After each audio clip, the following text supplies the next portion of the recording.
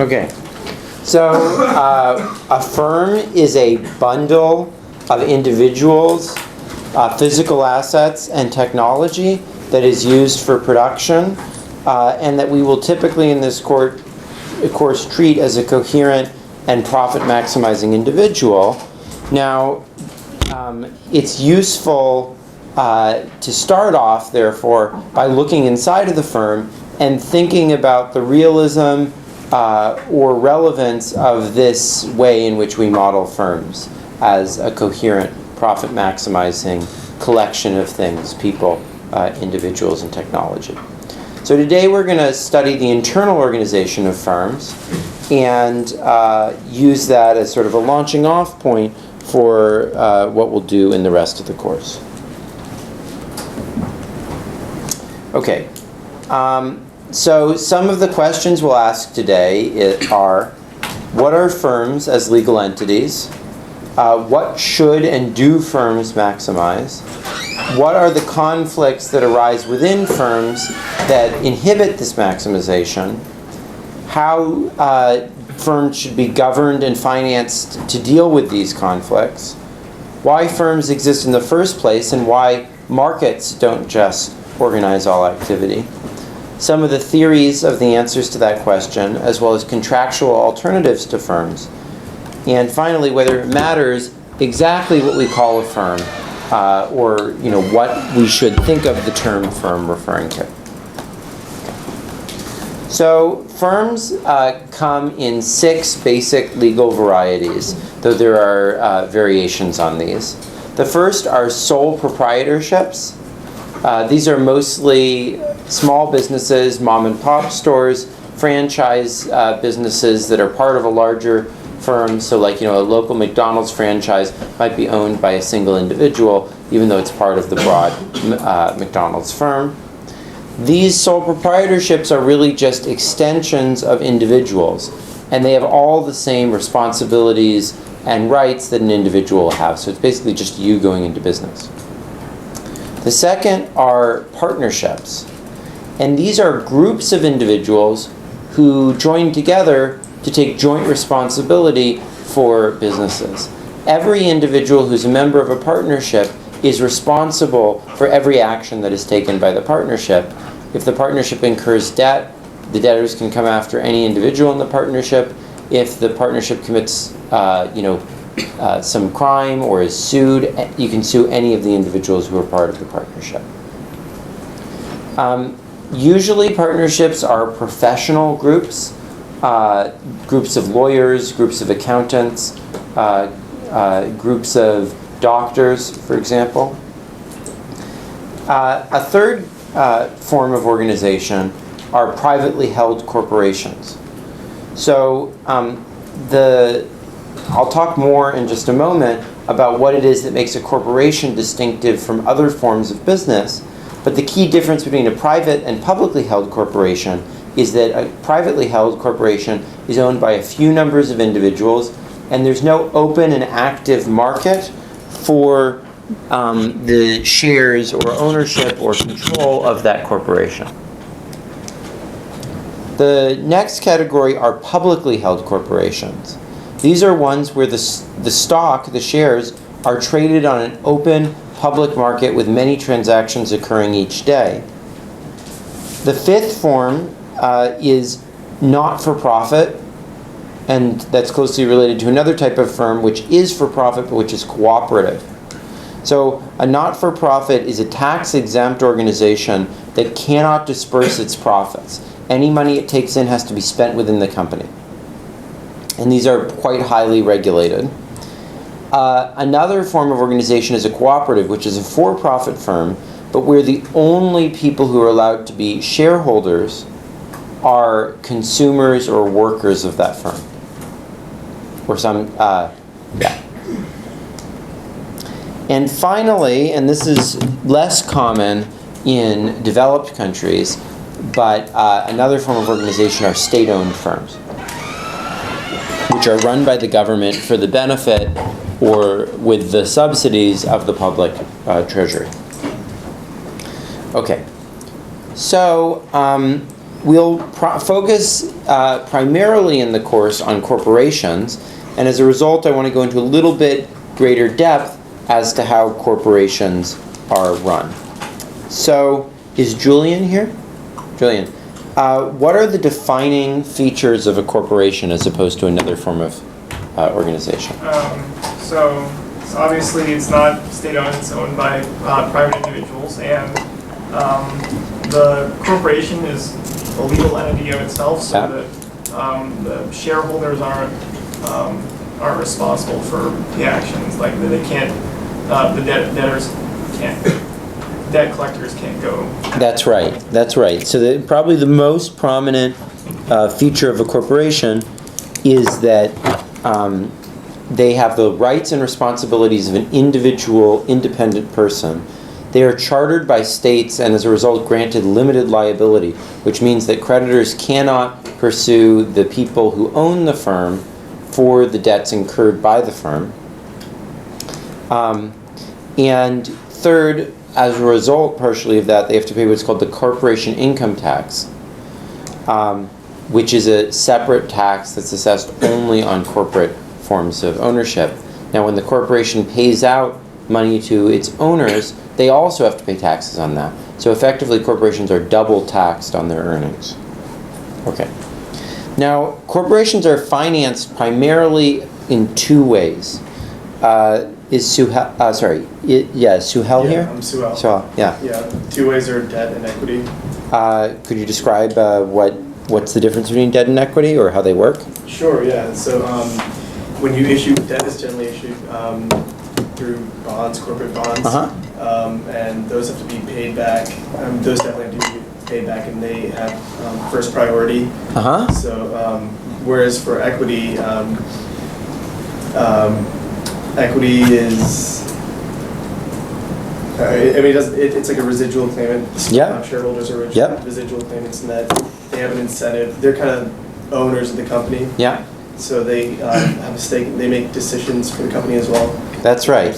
Yeah, so debt is raised in two ways. So one way is bonds, as you mentioned. The other way is banks make loans to companies.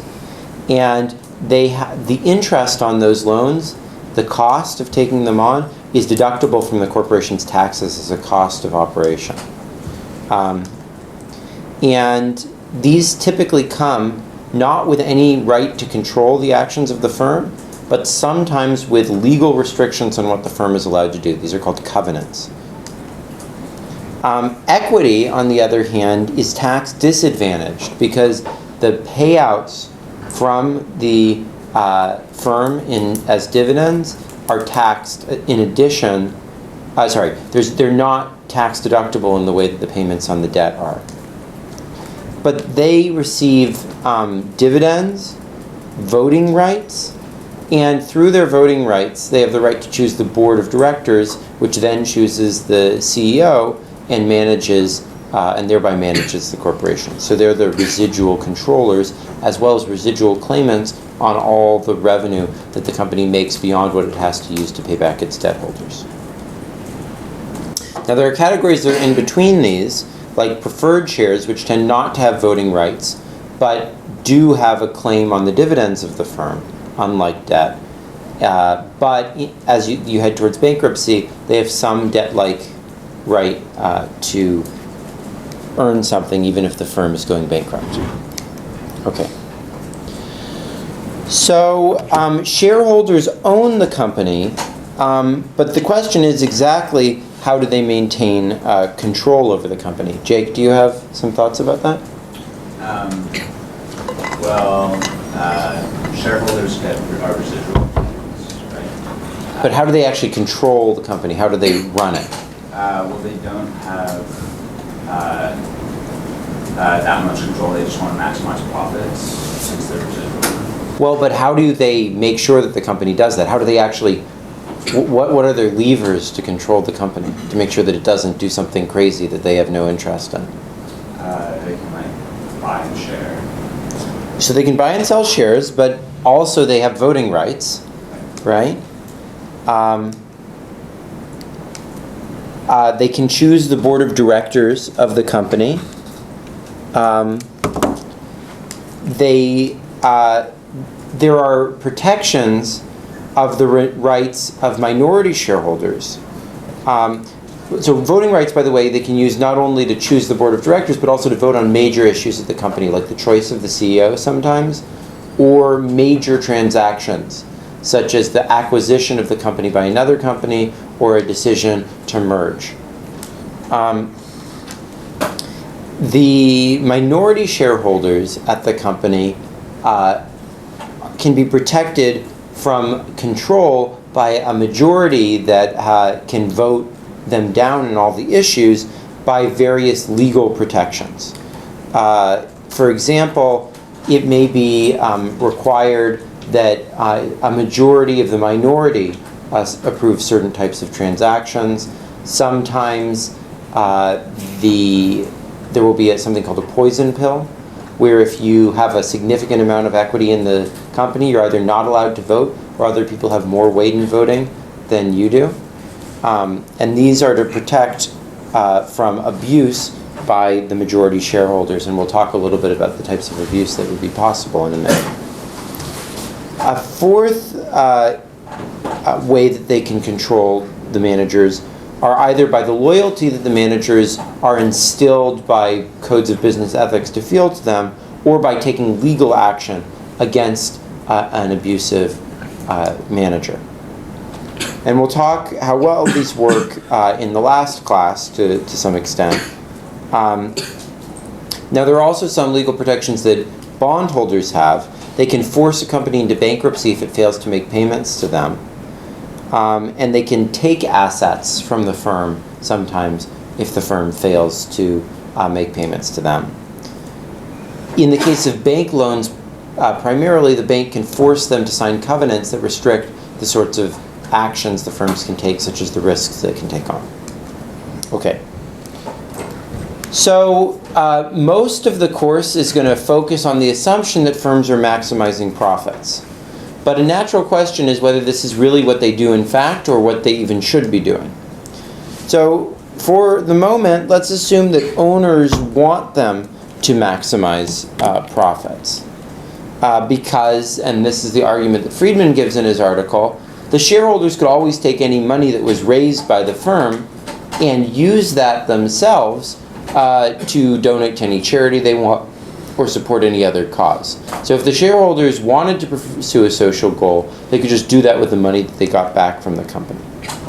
So a natural question is whether firms should try to accomplish this goal that shareholders want them to do.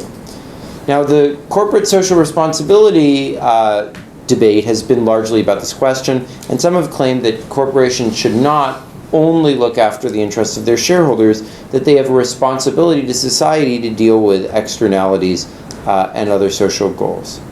And Milton Friedman pretty forcefully argues against this view. Gautam? Where's Gautam? Oh, he's not here today. Okay. Does someone else want to describe Friedman's argument? Go ahead. Remind me of your name? Adam. Adam. Thanks. Well, he argues that they're the agents of the company and they're not the principal. Yeah. So they don't have kind of the right to decide that their goal should be the goals of the shareholders, which usually is profit. Yeah. And they don't have the right to tax, in a sense, either the shareholders or the customers or the employees to go for their own benefit. Yeah, so he argues managers are agents. They can choose the means to accomplish the goal, but they can't really choose the goal. The same way that if you hired someone to go buy you a sandwich and they gave that money to the beggar that was next to the sandwich shop, you would have thought that they'd stolen your money, right? And by pursuing social goals, they're effectively imposing their views on the shareholders. And if there are externalities, it should be the role of the government and not of corporations to solve those. It shouldn't be the right of the manager to just decide what the externalities are. And if the shareholders themselves want to pursue a social goal, why don't they just do that separately with the money that they get out, right?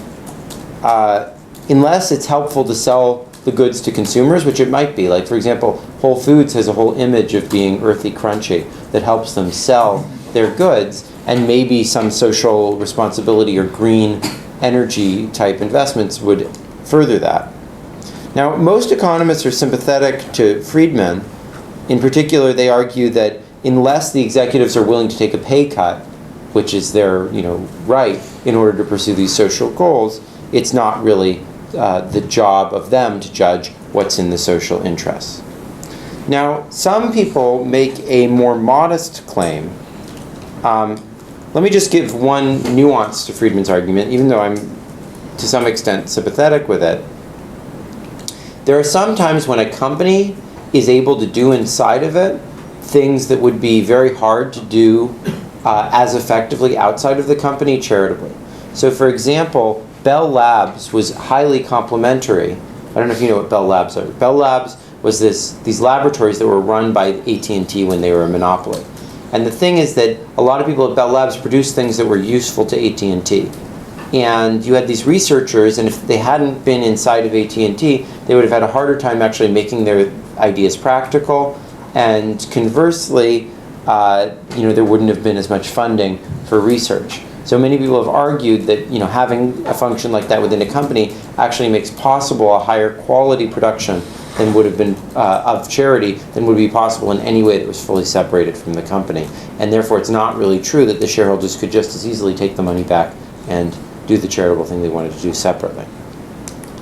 Okay, now some have made a more modest claim, which is what they call the Stakeholder Society, which is that stakeholders other than the shareholders should matter in the firm's decisions. Now, what are stakeholders? Not just anybody or the environment or broad externalities, but the direct stakeholders who interact with the firm, like the workers and their consumers. And in fact, cooperatives try to achieve this goal by directly making these other stakeholders the owners. And the Stakeholder Society view argues that all firms, even the ones that are not owned as cooperatives, should act in this way. Now, many, if not most, economists are skeptical even of this claim because there's a fundamental difference between a shareholder and a worker or consumer, which is that the worker or consumer, the firms might abuse them, but in the end, the worker or consumer can usually quit the firm. Whereas once someone has given money to the firm could just run away with all of their money, right? There's no ongoing relationship that they can use as leverage to stop the firm from screwing them, right? And without some ethical or legal protections for those who provided money to the firm, it would be very easy for that to take place. And it may well be socially valuable to redistribute from those who own capital to other people. But presumably this should take place through some concerted social process like the tax system, right? Whereas the main role of corporate law and corporate governance is to ensure that firms can get financing, right? Because if shareholders can't be guaranteed to get their money back, they'll never invest in the first place. And in fact, a really problematic thing that happens in many developing countries where there aren't many protections for shareholders is nepotism, right? If you can't be guaranteed to get back your money, you want to hire someone who is your friend and therefore will look out for your interests. So actually the failure to provide these sorts of protections, even though many corporate social responsibility people want to promote the social interest, if you really don't provide good protections to the investors, then they're just going to hire people in their family, and it can actually really reduce the ability to have a society that offers opportunities to a wide range of people. And that happens in many poor and developing countries. Okay, so the naive definition of profits is just how much revenue you bring in minus all the costs that you have to expend. And of course, in a simple sense, that's true. But the problem is how you define all of these different objects in the right way. So, for example, there can be an important difference between an economic profit and an accounting profit. is Michael here? Michael? Yeah. Yeah, go ahead. So, like, What's an example of that? Like the cost of putting out your labor, because you could work for someone else, or you could work for yourself, or you could rent your land for something else. Yeah. Instead of whatever you're doing for. Yeah, that's right. So, if a proprietor works at a store, he shouldn't count all of the money that's made by the store as economic profit, because he could as easily have worked at somebody else's store or done something else, and he should count the wages that he could have earned elsewhere not as profit, but as the opportunity cost. Effectively, he's paying himself wages, right? Another example of this is that a company that's much larger will obviously earn greater profits.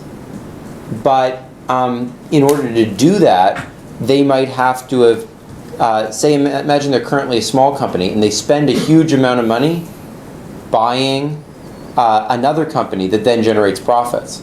Well, they should count against that the cost that they incurred in buying that other company in the first place, right? So it's not just a big company is always more profitable. The real question is profit per current shareholder of the firm, right? Okay.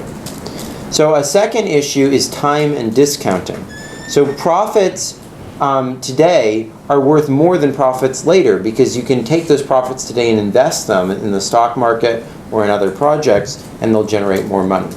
But on the other hand, many things in the long run that might help the firm make more profits in the long run might actually hurt its profits today, because it has to make an investment in improving its reputation, in building plant, etc. And so it shouldn't just think about the absolute most short-term profits. So there's a right way to balance the long-term and the short-term. That's an important issue in thinking about profitability of a firm.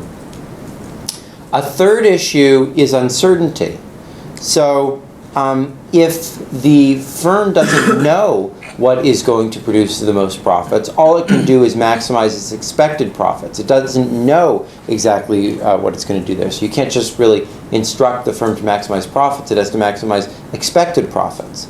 But in fact, that's not even the right thing to do necessarily, right? Because if you care about risk, it's not just the average of profits you care about. It's some risk-weighted average profits, right? You might disfavor actions that the firm could take that would be extremely risky, but would generate profits. And in fact, these may matter to different people differently. For example, if a firm is undertaking a project that will make a lot of money if and only if I get incredibly sick and I'm the owner of the firm, I might actually like that sort of risk, because it would insure me against how costly it would be to me if I were sick, right? And so different owners of the firm may actually have different valuations of different types of risk the firm takes. And so it's not a completely straightforward way, even once you realize that there's risk, to figure out how you should weight all these different things. Now, a solution that people have offered to this is that firms, rather than maximizing profits, should maximize the stock market value of their firm. And this obviously also has problems, right? First of all, it's not even possible for privately owned firms, because there is no going stock market value. The stock market value doesn't always reflect the long-term value of the company, because stock markets can get confused and messed up in all sorts of ways, right? So the real ideal for a firm is to maximize the value to the original people who took the company public. But how exactly one does that through all the future decisions of the firm, thinking back to the original value to the IPO, people is quite complicated. Yeah, Philip. Well, once the firm lets in a new shareholder, doesn't the firm have a responsibility to, and also an incentive through the new shareholder's power in the voting process to treat him as well as any other IPO shareholder? Like, the value to the current shareholders could be the important thing. Yeah, but the thing that you have to think about is that actually the reason why you want to give some rights to the current shareholder is because that will make him have been willing to pay more to the original IPO people. So you can sort of trace everything back to that. You can think, what actions in the future will lead as you trace back the line of causation, the original IPO people to get the most money. And that may well be committing to respect the interests of the future shareholders. It's like, it might not be in my interest to give you a good product once we've already signed a contract and I know how much money you're going to pay me. But unless I commit to give you a good product, you're not going to be willing to pay me that much up front. Right? Okay. So this is almost an impossible goal to achieve.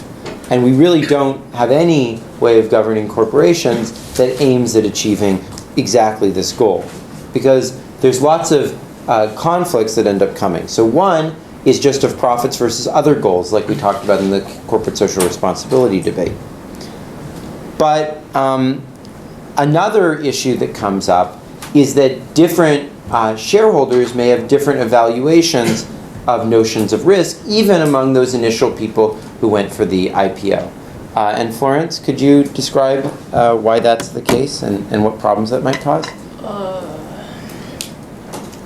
If you have, sorry, if you have different attitudes to risk, then Yep. you might have different attitudes towards different actions. Yeah. And Yeah?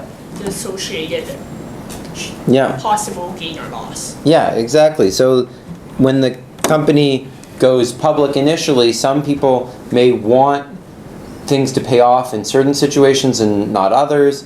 Others may feel the reverse. Others may value risk more or less. And you have to find some way to make a compromise among all those different things that the shareholders want or don't want. Yeah, Austin. It's kind of an empirical question. Yep. With the rise of like high frequency trading and stuff, Yep. people are looking at time horizons on the order of milliseconds. Yeah. Has there been any significant shifts in how you see companies priced because of this? Just because the incentives have changed so rapidly. And so Yeah, I mean, many people have argued that day trading and short-term trading has distorted the way in which companies make decisions. There's a recent paper by Christian Hellwig about that. I think it's an open question. I don't think we know for sure because I don't think we have definitive evidence. But there's some arguments you might make that would happen. Yeah. Yeah, Philip? Isn't a limitation on maximizing the interests of the original IPO Yep. shareholders is that the original shareholders have a finite lifespan while there's no bound on the lifespan of a corporation. So that isn't really a useful way to think once the... Not necessarily, because the thing is that the original shareholders might set up rules which will maximize their payoff, and then, of course they can't write everything they want down in the rules, right? But you want they want as much as possible to write down the rules that will maximize the amount of money they get. So because they can't write down all the rules, we want ideally those rules to be interpreted in the way where if people expected them to be interpreted that way, it would maximize the payoff of the original shareholders. So that's sort of the way that a lot of this stuff in corporate governance works, is you try to think about how would the original shareholders have wanted the rules around corporate governance to work so that in anticipation of that, people would have been willing to pay the most to buy the shares from those people. That's sort of the way that we think about it. Yeah, go ahead. So isn't that basically saying the goal is to maximize long-term share value? In some sense, yeah.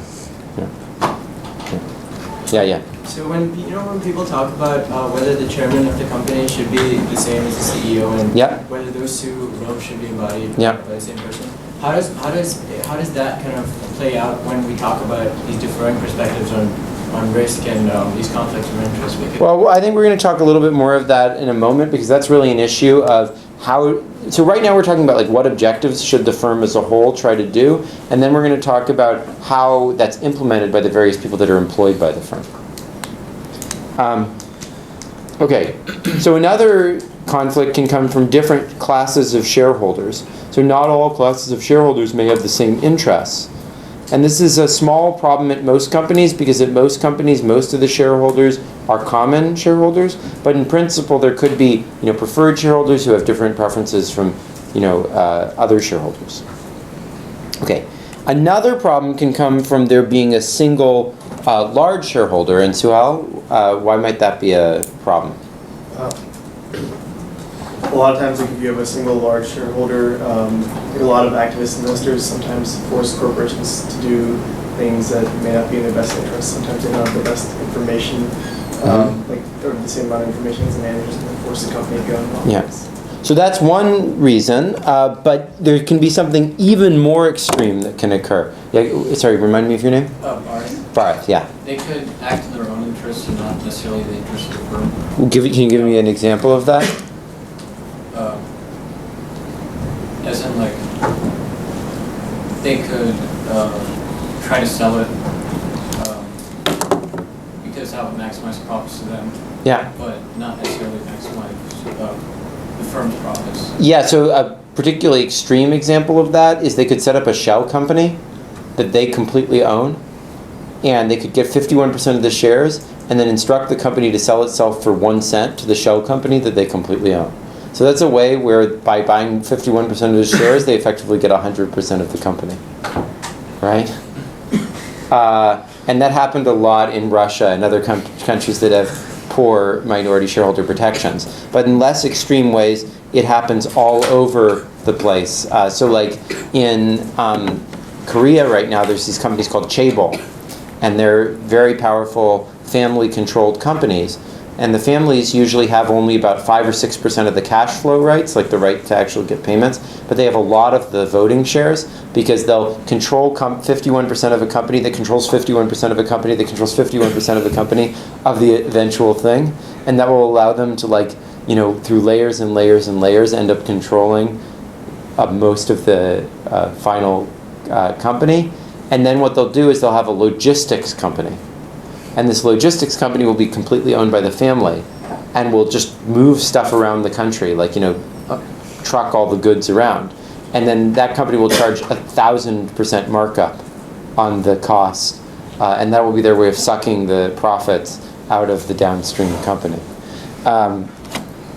Now, minority shareholder protections are the way that these are usually dealt with. So there will usually be some way in which, like, the majority or the large shareholders don't have all the power. Like, you know, you might need majorities of minorities to approve related transactions like this, or you might have something where if you get above a certain threshold, you have to declare that, and then other people can buy votes against you at a better rate, or something like this, right? A system that I've actually proposed, and that we'll talk about in the last question for solving this, does it in a much smoother way. Rather than having these, like, fairly arbitrary rules, you would just get to vote, rather than the number of shares you have, the square root of the number of shares you have. So that would dramatically reduce the power of the large holders of the company. And there's some arguments that we'll talk about in the last class about why that's, like, sort of the best way to do it. Yeah, go ahead, Austin. So you say you'd use square root voting, Yep. assuming that's because it's a smooth function? No, there's a very particular reason why the square root is the right thing. And we'll talk about that in the last class. But anyways, I proposed this in front of the Korean National Assembly a few months ago. So, okay. So these are all imperfect solutions to the problem, because voting is not really an efficient way to govern a company. There's really no way around that unless you come up with a more efficient way, and that was the goal of square root voting. Another solution that can be used sometimes is that someone, if a company does badly, can come and buy out the whole company, right? And that can be a way to make sure that the company isn't run too badly. But of course, that requires someone raising a bunch of money, and therefore is not that constant of a threat, and probably doesn't deal with most of the day-to-day problems of governing a company. Yeah, Philip. Aren't there also some protections that are sometimes planted into a company that make it very hard for an outsider to take over? But that's part of, like, these minority protections, right? Because you don't want an outsider to come and buy 51% and then loot the remaining people. Those are called poison pills. So that's like, if you get 15% of the company, then usually everybody else can buy shares at like half the rate that you can, or something like that. Yeah, and you can see that those give more power back to the management, which is another problem. So like, the square root voting, it smoothly downgrades all the large holders and puts more power in the hands of the small holders. So, okay, so so much for the normative side. Now I'm going to actually think about what companies do in practice. Okay, so not-for-profit corporations are a small but actually growing part of the economy. And even if they don't maximize profit, that doesn't mean that they aren't interested in some sense, maximizing the income they get, because this may allow them to pursue other goals that they have. So for example, microfinance companies do want to make money so they can make more loans. They also might be interested in maximizing income in order to pay their workers more, because even though they can't take out profits, they can pay salaries. Cooperatives may partially incorporate the value that consumers and workers have. However, because they're high-level managers may want to make more money, they may actually do something closer to maximizing the income that they're bringing in. State ownership is legendarily inefficient and loss-making because it has to serve the interests of the majority of voters, right, and the whole political process. But sometimes when the political process really demands profits, it can work quite well. So for example, the car companies and the banks that the government basically nationalized during the crisis actually were quite profitable because there was such pressure from the public for them to make profits and not just to serve other political goals. Other shareholders may have other goals than profit as well. Like some shareholders may be part of socially responsible investing organizations and want the corporation to follow corporate social responsibility. But I think the most important reason why companies fail to maximize profits is because managers will try to serve their own interests rather than faithfully serving the interests of corporations. And we're going to talk a lot about that today, but I think an important thing to keep in mind is even then, managers may try to get the company to maximize income, because if they're going to steal income from the shareholders, they have to make that income first, right? Okay. So the principal agent problem is the problem of a shareholder or anyone trying to manage someone who works for them so that they serve the interests of the principal rather than the interests of that agent that they hire. So I think a funny example is you going off to college. Your parents want you to go off to college and during college accomplish, who knows, X, Y, and Z, right? They want you to become a successful professional. Now you might want to do that to some extent, but you also might want to party, and they might not want you to do that. So they might want to give you some incentive to try to do well in school, like paying you for your grades. And you might want to hide from them some of the information that would help them realize whether you're doing or not achieving that goal. Like, for example, if they want you to major in, if they want you to become an investment banker, you might tell them that some course called Money and Society is really an economics course that will teach you about finance rather than some anthropology course, which is really critical of all money making, right? So maybe you want to study a different subject than they want you to study. So you might make them think that it's really just too hard for you to study economics, when in reality economics is really easy and you're studying some other field like sociology, not because it's easier, but just because you think it's more interesting and serves what you want rather than what they want you to do.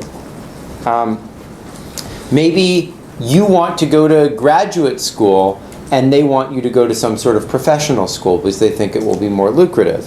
So you might take classes that prepare you for graduate school, but that you can convince them are actually useful for making money. So the question is, how can they persuade you to act in their interests rather than your own interests, right? That's basically the principal agent problem. Well, the problem they face is they need to give you quite a lot of freedom. because they just don't know what courses are what. They don't know what clubs you should be in, what things would actually achieve the goals they want you to achieve. If they knew all those things, right, then they could micromanage every moment of your life, right? But they don't, so they have to give you freedom. But on the other hand, they want to have some control, give you some rewards, etc., to make sure that you're not just completely abusing the money that they're spending to send you to school, right? And this is a problem that's crucial for companies as well, because managers usually have their own interests in mind rather than having in mind the interests of the firm, right? And the people that the manager employs have their own interests in mind rather than having in mind the interest of the firm. And the people employed by those employees have their own interests in mind rather than having in mind, et cetera, et cetera. I don't know if you guys have ever heard this story about its turtles. Raise your hand if you've heard this story about its turtles all the way down. So there's this story that someone goes to a great sage and says, why doesn't the earth fall? Like, why is the earth just sitting there? And the sage says, well, it's sitting on top of a turtle. And they says, well, but what's that turtle sitting on top of? And they said, well, he's sitting on top of 2 other turtles. It's like, well, what are those turtles standing on top of? Well, they're standing on top of 3 other turtles. And he says, but what are those turtles? And he's like, lady, it's turtles all the way down. Yeah, so that's the way that principal agent problems are within firms, right? And so this naturally leads to all sorts of suboptimal behavior, on which we'll talk about more in a minute. Now, the ideal situation from the perspective of the principal agent problem is when the person who runs the firm is also its owner. And why would that be the case, Wesley? Yeah. So, is that the impossibility theorem, where the only way to get optimal profit maximization was when it's a dictatorship? Yeah, I mean, so that's definitely one way to think about it. It's basically just because it's usually because the person who owns the firm, right, is also the person who's interested in maximizing its profit. So if that's the person who manages the firm, then there's no conflict of interest. But the problem is this is almost always impossible, because usually the person who has the money to fund a company is not the same person who has the idea or the talent to fund that company. And that separation between ownership, between talent and capital, makes it usually impossible for the owner to also be the manager. Now, the owner, the person who has the capital, could try to make the manager residual claimant. What does that mean? That if the company loses any money, you still have to pay me, right? But again, that sort of is impossible if people are risk averse or have limited liability, right? If you can't just come after them for an infinite amount of money, right? Now, in countries where institutions that help ensure that the manager acts in the interests of the company are not well developed, as we discussed earlier, it's very common that you will hire people in your family to run the company instead, because this ensures that the managers have some familial interest or some caring for the person who's giving the money. So the lack of formal incentives can make nepotism a very attractive way to run a company. And this is a very general problem in economics, the problem of principals and agents. And you'll see that in various forms it will come up throughout the course. Okay, so today I'm going to give, as a result, a relatively brief and informal introduction to the principal agent problem. Okay, so there are lots of different types of incentives that firms give to their workers. Very, very diverse incentives. So let me just go through some of those examples. The ones that are most classic that economists talk about are ones involving money. So equity in the firm, stock options, other financial instruments that link directly the financial interests of the individuals to the firm. But you should understand that those are a very, very small part of the total incentive, because it's been estimated that for every dollar that a company makes in profits, the CEO ends up, on average, getting something like 1/1000th of a dollar, 1/10th of 1 cent. So that just can't be most of what's driving the CEO's effort to make the company work well, right? Some things that are a little bit more exotic than this is that sometimes the companies, these shares that the owner gets might be vesting over time. So that unless the firm does well consistently over years, the individual won't be able to cash out their shares. Or the compensation might be deferred in another way. Or they'll only get the compensation contingent on something occurring. So that's another way to try to align the interests of the shareholders and the managers. Another version of this is that there could be personal liability if something goes really badly at the company. If there's like an accounting fraud, you could make the manager personally responsible for that, even though the company has limited liability. Or you could be able to claw back some of their compensation if they do something really egregious. A third way of aligning the interests of shareholders and managers is just directly monitoring or just aligning the interests at any level of the hierarchy is directly monitoring someone, making sure that they're doing something, and if not, forcing them to do something else, or providing very explicit instructions. And that is what some micromanagers do. But for obvious reasons, it's not always the best way to manage people. It can lead people to not be able to do their job very well and not be able to add very much over what the manager would have done themselves. So a lot of people have said that Jimmy Carter ran a very bad administration because he was constantly micromanaging the people beneath him. Lawsuits or audits for bad behavior can be helpful as well. So if things are going on badly in the company, you might have someone from the outside come in and audit all the books to see if there was anything funky going on. Or you could bring a lawsuit against the company if they do something really egregious. Another incentive scheme is called efficiency wages. This is the idea that you make the job really cushy and lucrative, so people are scared of getting fired, right? And if you do that, then they'll be very paranoid and they'll try to do a good job because they're afraid of getting fired. Another thing you can do like this is you can promote people only if they've done a good job. And that can lead people to be worried about maintaining their career. And if the promotion is to a position that's desirable, that can also help align the interests. Bonuses can also be helpful. And these can be paid either based on some objectively good thing that you did, like making a sales quota, making some sort of a target, or based on just the subjective evaluation of the manager. Another way of providing incentives is reputation, or concerns for your career, not just for promotion within the firm, but outside of the firm. So people might want to do a good job or get a good reputation so that they can get jobs elsewhere, right? So we're gradually moving towards softer and softer types of incentives, all play an important role in incentives. And while economists tend to emphasize the stuff up at the top, all these other things play very important roles as well. So identity, professionalism, and corporate culture are a little bit softer things. So for example, we saw in the movie last night that people might have it in their heads that their job is a salesman, and as a result, their job is to do a good job with sales. You might try to indoctrinate someone with that idea. Or you might hire a hacker who has this culture that he wants to make things incredibly secure because that he just feels good about that, right? Like that's how he thinks of himself, is that he's really good at achieving that.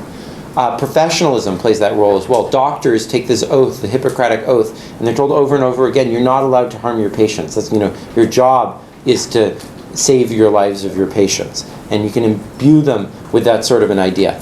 Corporate culture can do that as well. You can set up a culture within a company, like Apple has a culture of creativity, where people feel like in order to be a really good person at Apple, in order to feel like you're a member of the group, you need to be very creative and come up with great new ideas. Leadership, pressure, and people's emotions are another way to manage people. So peer pressure can make people feel that they need to do something. An inspirational speech by a leader can make you feel that, or seeing that they do something really well and aspiring to be like them can be another way to incentivize people. Another way is just intrinsic motivation. You might hire people who just really love doing something and therefore just are excited to be given the opportunity to do it. And in those contexts, it can be great to give those people a lot of freedom, because if they feel they're being micromanaged, they won't want to do anything. But if you leave it open to them and they're intrinsically motivated, they'll really want to do things. And a sense of mission in a company can be useful in that way as well. Reciprocity or family ties and teamwork can be very useful as well.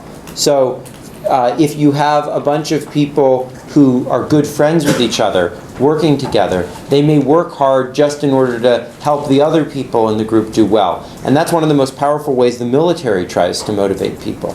So a lot of people in the military say that they fight not because they believe in the cause, but because they want to save their buddies. And in fact, you can build relationships like that by putting people into very stressful, difficult situations where they have to rely on each other.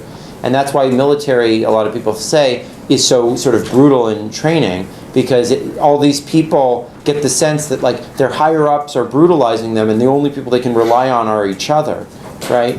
And that forces them to form these really, really close relationships. So while economists usually emphasize and love all these incentives up at the top, what you observe is all the time companies use all these different types of incentives. If you look at the way that companies are run, they're using mixes of all these things. And given that those are the companies that are successful in the marketplace, we should think as economists, if we believe in the power of the market, that they must have some value as well, right? Okay. So these incentives are used to address a wide range of incentive problems. And let me give you an example of some of the problems these incentives are used to solve. So one is just plain embezzlement, right? Someone at the company could just secretly be stealing all sorts of money from the company. And while that sounds extreme, it's actually quite common, especially at the low levels of companies. So the primary reason for security cameras is actually not people stealing from the store, or at least not outside people stealing from the store. It's people stealing from the cash register. So that's the main thing that companies use security cameras to monitor. And another reason why companies require so much bookkeeping and receipts and so forth is to make sure that the employees aren't stealing from the company. And in the developing world, this is an even bigger problem. Another problem is shirking. So just like coming to work and not doing anything, right? Or not even showing up for work at all, right? But also it could be not focusing on your work, not doing outside work mentally or literally to prepare. Another issue that comes up a lot is excessive or insufficient risk-taking. The excessive risk-taking was obviously a huge problem at Wall Street banks, that people lower down the company if the group did really well, would get a huge payoff. But if the group did poorly, they would at worst lose their job, right? So this can come from the fact that employees get the upside but not the downside risk. Or they might actually be more risk averse than the principal. So for example, if someone is really terrified about losing their job, right, then the CEO just wants to make a bunch of money from all the different groups and doesn't care whether someone loses a job, right? Then someone might be way too risk averse, not take enough risk on, right? And this comes up all the time in companies because very often employees need to choose how ambitious the projects the company takes on. Similarly, there might be workers who are too short-term. They might only benefit from the very short-term things, but the long-term consequences of their actions might stick with the company forever, right? Now, there are other less traditional incentive problems that have been really the focus of a lot of economics literature recently. So one is empire building. Empire building is where a manager is seeking their personal glory or their long-term fame or something like that, and therefore tries to build a really big but not necessarily all that profitable company. Because if they're the CEO of a profitable, really famous company, they're going to do well and have all sorts of career opportunities, even if they weren't actually making that much money for the shareholders, right? So they might acquire what's often called diversification. I don't know if anyone's ever heard of that. So like diversification is when you buy a bunch of companies to diversify your portfolio. Diversification is when you buy a bunch of crappy companies just to have more things that you're in charge of, right? Many studies show this is a major problem and that many mergers are actually wasteful.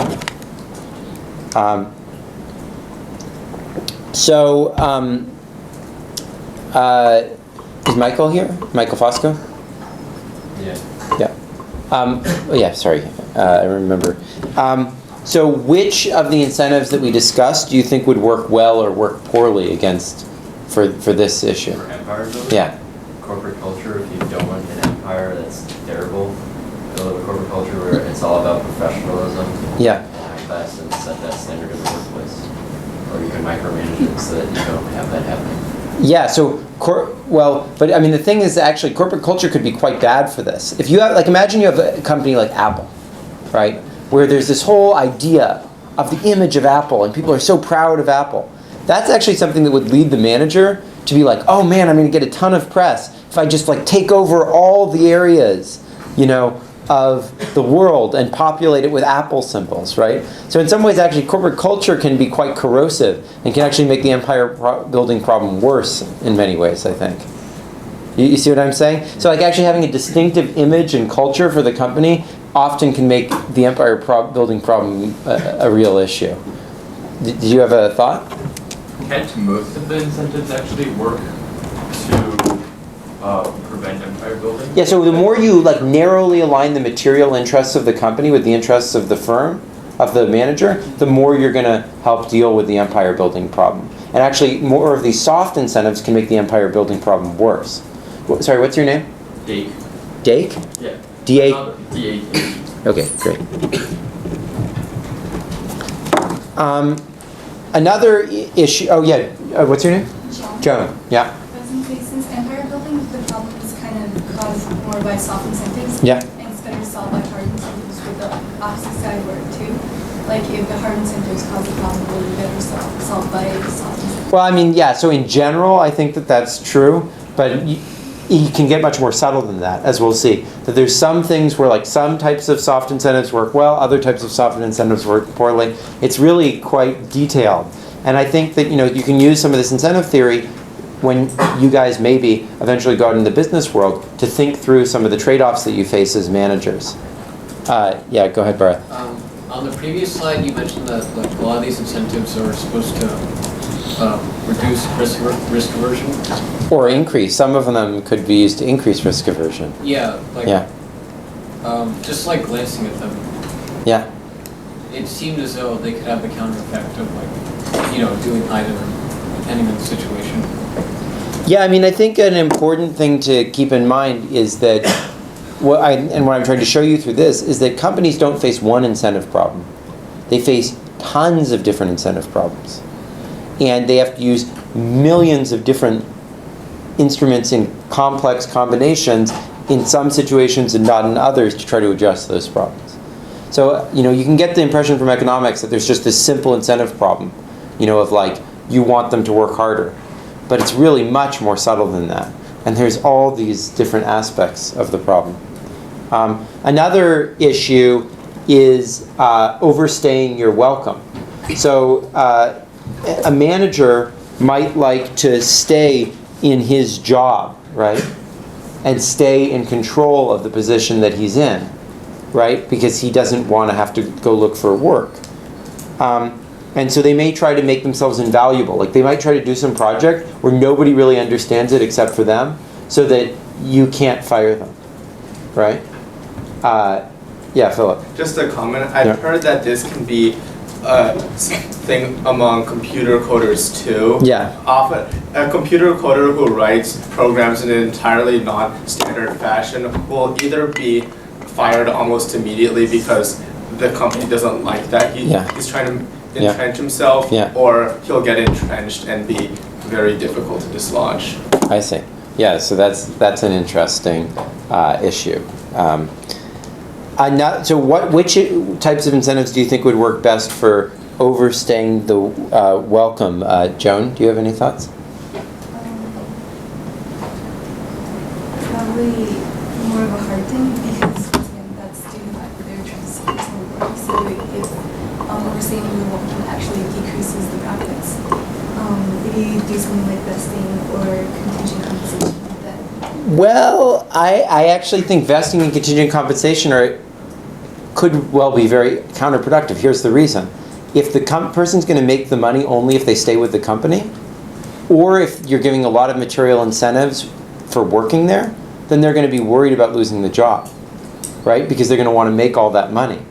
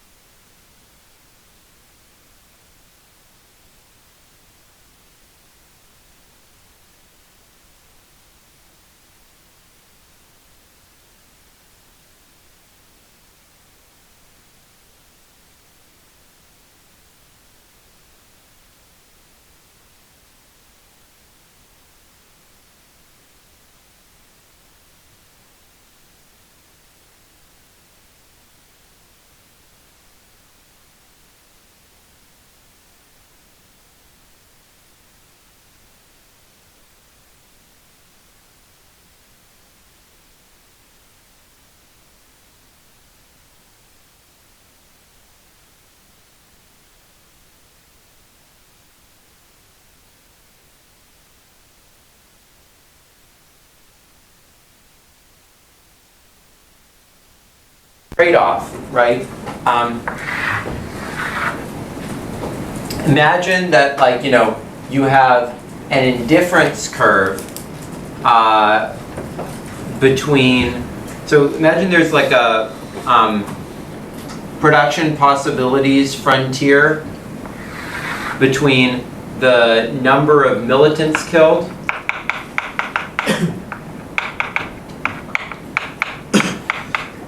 and civilians spared.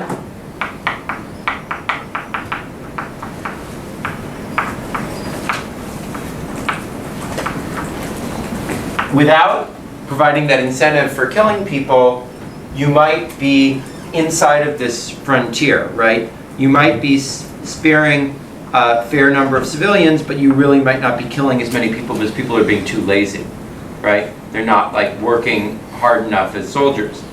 But then you might end up moving to some point over here and killing a lot more civilians, but maybe killing also more militants, right? And so the question is, depending on what your preferences are, how much you care about innocent people dying versus killing militants, you might or might not want to give that type of an incentive. So I thought the Margin Call movie was a really cool area where some of these issues played out. So, for example, where, Mike, did we see in the movie reputation and career concerns coming in? There were questions of, for example, if you sell off like this whole company in a matter of a few hours, nobody will ever trust you again, or nobody will ever like buy stock or invest. That's right. That's right. And so they had to try to give people these giant payoffs in order to try to get them to overcome the career concerns and reputation that they had assembled. And they had assembled that in order to maintain the relationships with their clients, because absent their having that reputation, they wouldn't have been able to sell. So there were like two different layers of incentives conflicting with each other in the movie, right? How about feeling of serving a higher good or society? Where did that come in the movie? Yeah, go ahead. So that scene when they're... Remind me of your name one more time. Abhinav. Yeah. That scene when, I forgot who the actors were, but they were, they were in the car. Yep. And they looked out and they looked at all those people and they were kind of wondering about how our actions would spill over onto the citizens. Yeah, I think another good example was the bridge building guy. Yeah. Right? Like, obviously a lot of what had motivated him in his old job, which he had then left, was that, right?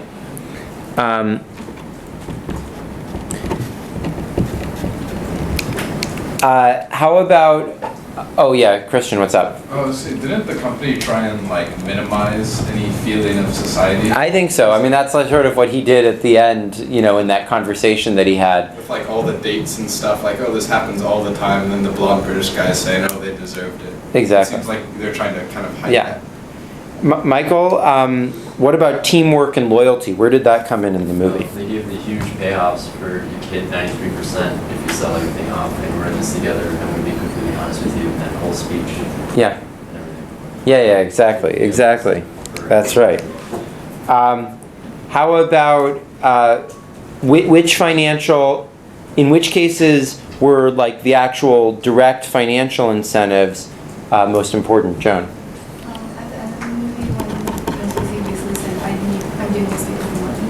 Yeah, exactly. That's what kept him working the job, right? And what about an example of golden parachutes? Where did those show up in the movie? Go ahead. Okay, Adam. Yeah.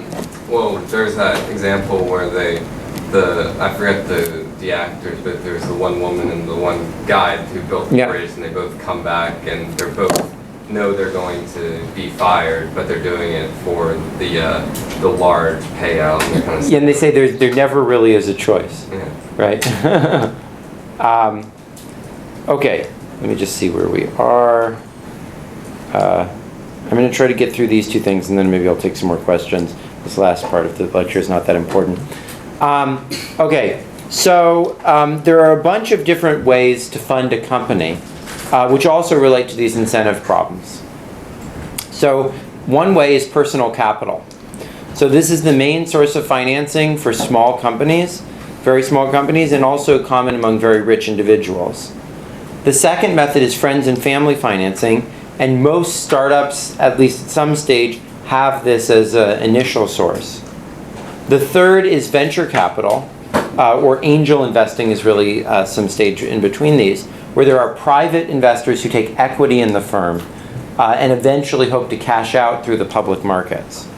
And usually the venture capitalists are experts in the sector who can do a particularly good job evaluating whether the opportunity is desirable.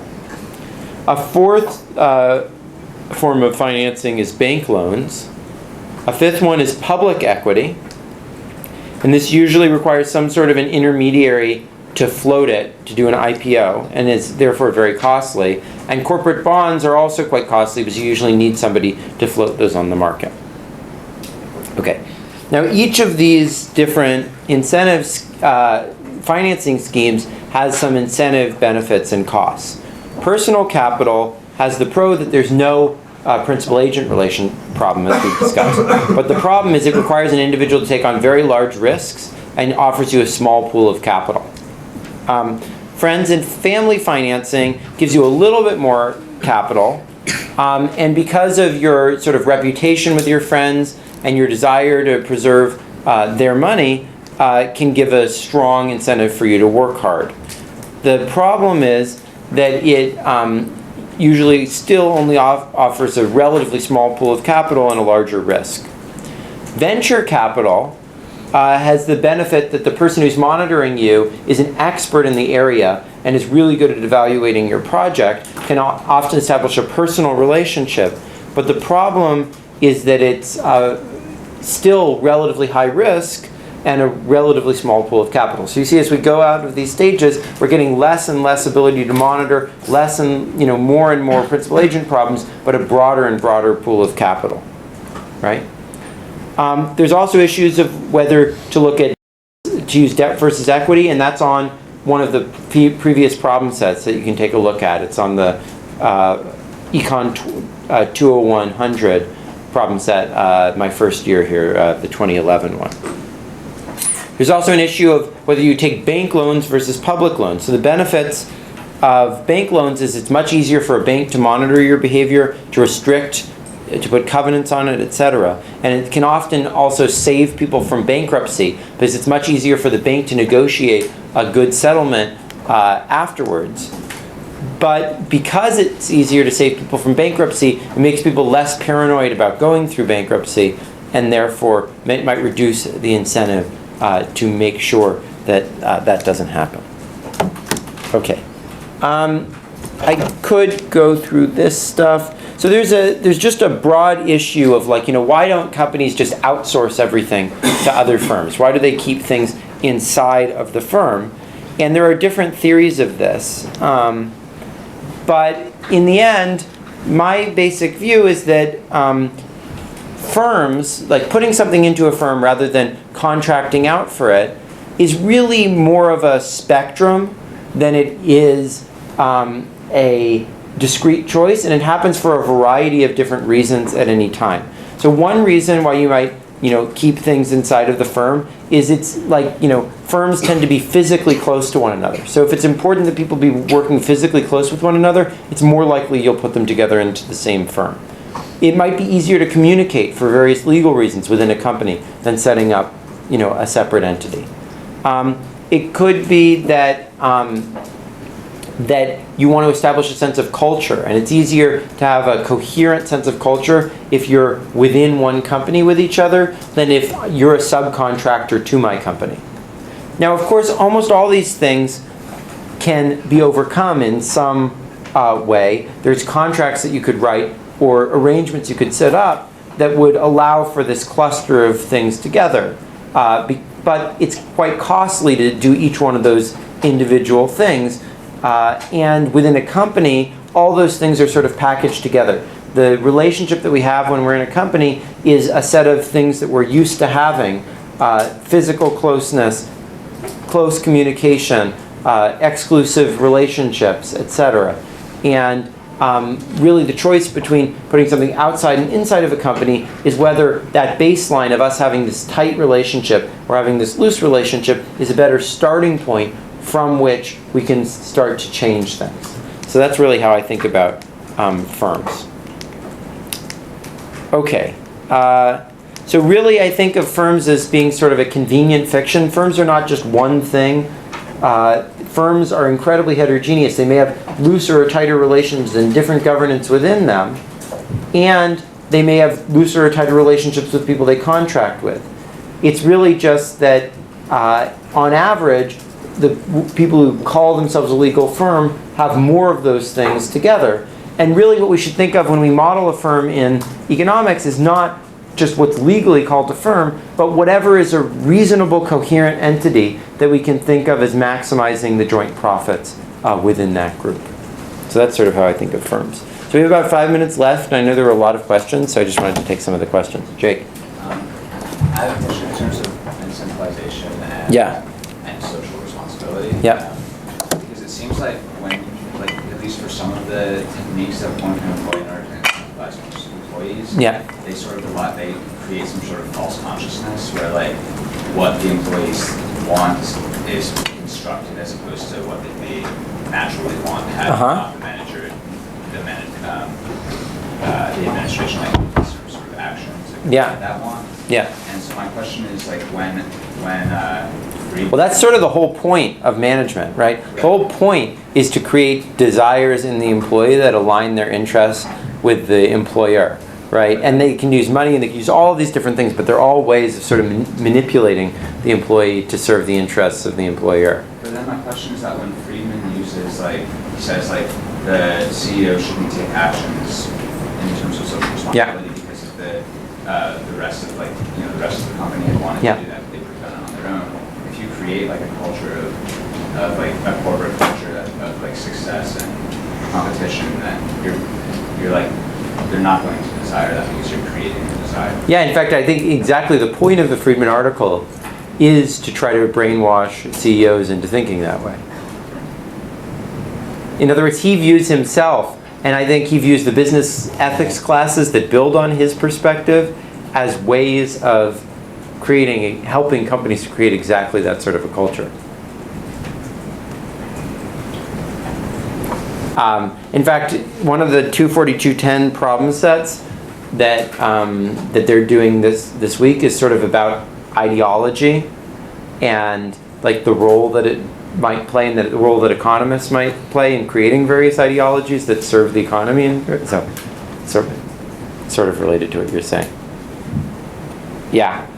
Another question on overstaying. Your name is Dake again, right? Yeah. Overstaying welcome, that incentive problem.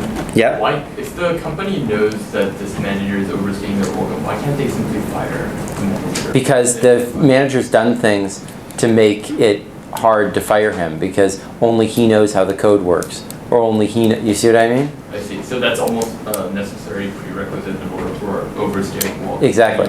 Yeah. There's some way that they can entrench themselves. Yeah.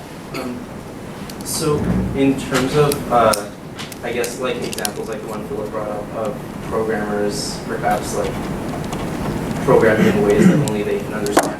People setting precedents, would micromanagement just be the best way to prevent those things, like just making rules that you can't like program? Or that it has to be transparent, or that you could have rotation within the company where you work on one project and then you move to another project so people know that they're not, or forcing people to leave at a certain age, or all those are techniques that companies can use. Yeah. Related to this idea of scope and the boundaries of firms. Yep. Has there been any kind of substantive research carried out on why certain things like consultancy have gained such a kind of large outsourcing kind of notion? I mean, corporate and strategic departments can exist within firms that serve the same kind of purposes, right? But there's so many like consultancy firms that that specialize in outsourcing those roles. So why, I don't really know. I don't think there's been that much research, but one conjecture that you could have is that like the culture of consultancies and the way that consultants interact with one another and move across different companies gives them like an outside perspective that makes them particularly useful, and it would be hard to have that just within a company. That's just a conjecture, but I have no idea. Really. Christian? Yeah. I remember hearing a lot about, during the financial crisis, hearing a lot about retention bonuses. Yep. Where would those fit in on the incentive scheme? Maybe like retention bonuses are basically just fixed pay. That's really all they are. They're just like ways of like getting you to stay. So could that be like? It's a way of separating out, and it's really just like a base salary. That's all that a retention bonus really is. Yeah. Remind me of your name? Rishi. Yeah. This is in response to the consulting question. I think what you were saying about getting the fresh perspective is also really useful in countering like the social culture type of incentive, because that incentive is backfiring. I know I've heard of working with consultancy. You can bring in a fresh different perspective. You can maybe break up the incentive to kind of stick to the same thing. Yeah, so like you can deal with groupthink type issues that could arise as a result of the teamwork. You see, all these incentives, they help with one thing, they hurt with another, and you need to balance them out, and that's sort of how it works. Anyways, I should let you guys go, but I'm happy to take questions after class. So.